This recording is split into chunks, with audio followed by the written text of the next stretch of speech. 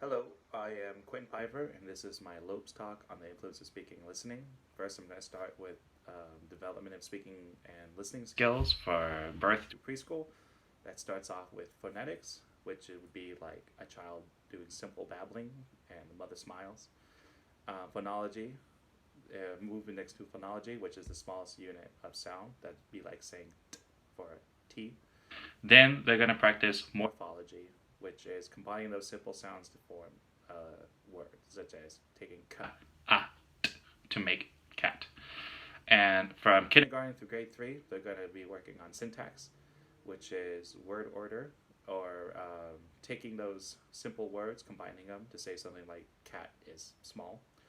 And then semantics, which is going to be the meaning of language behind words. That will eventually move on to pragmatics, which would be intentions of the speaker, such as sarcasm. The language delay, or the effects of language delays in listening and speaking, is very impactful on a child's education. It's how we express and intake knowledge, and if a child is unable to express or intake knowledge, then they are not allowed, or not able to show what they have learned or learn new things. Both of those, as you can imagine, will heavily impact a child throughout their entire educational career, unless it is intervent or unless intervention takes place. The listening and speaking development and the development of reading and writing, I feel like, is very intertwined.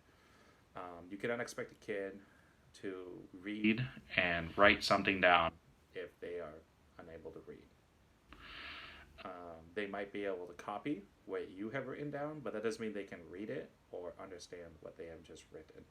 And it also doesn't allow there to be a connection between the being able to write down information and share that, or look through text and get more information.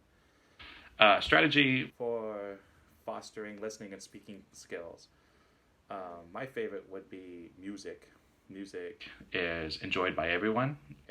People can find a song they like, and a child will be able to listen to the song, practice listening skills, and then repeat the lyrics of the song, but through singing or through just a flat conversation voice, kind of like I'm using right now.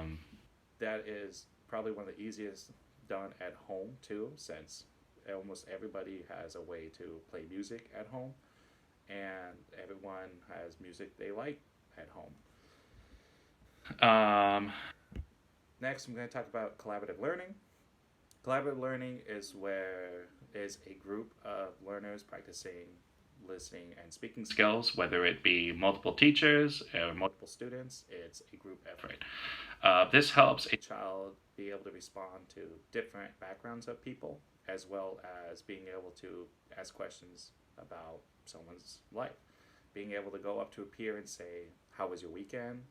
What kind of person are you?" Or also being able to ask questions about the class, such as, "Do you understand the topic? Could we talk about like question 2? Like maybe we can work together to solve it." And also, talking to peers is a lot different for a 4-year-old than it would be talking to an adult. Being able to understand the dialogue between children of the same age is crucial for understanding the use of language. Next, I'm going to talk about dyslexia, and how it impacts listening and speaking skills. Dyslexia is when a word essentially appears jumbled to the reader. It's not just random words, it's all the words in that, all the letters in that word, but all the letters are jumbled.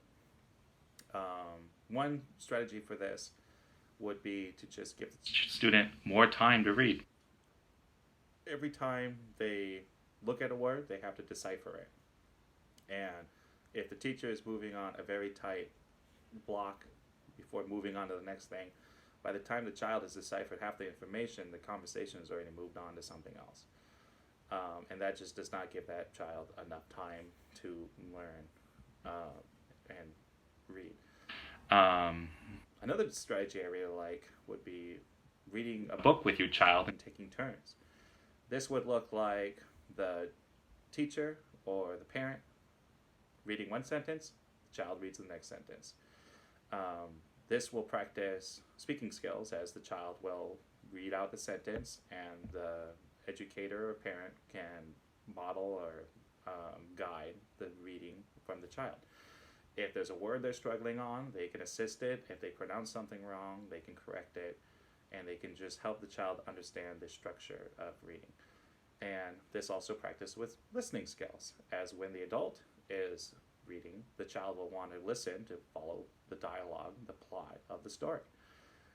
And also practices that back and forth between listening and speaking as we do regular conversation. Another thing I really like about this is that a child who does not know how to read might not be able to understand everything that books offer.